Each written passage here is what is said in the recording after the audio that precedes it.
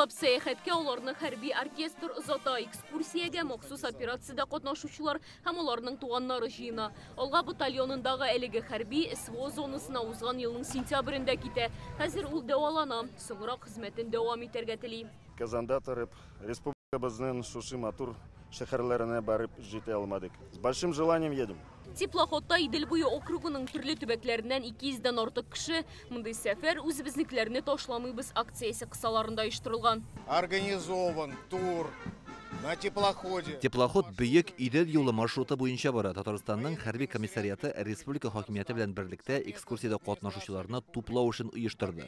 Исән-сау ял итеп кайтсыннар. Счет и сбор участников турне.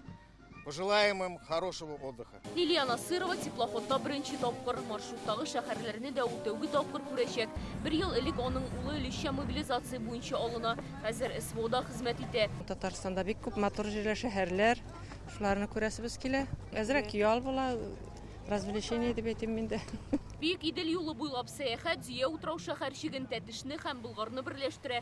Кунаклар Ак мәчеттә, Балык музеенда, Успенский монастыры һәм республиканың башка матур урыннарында экскурсиядә булачак.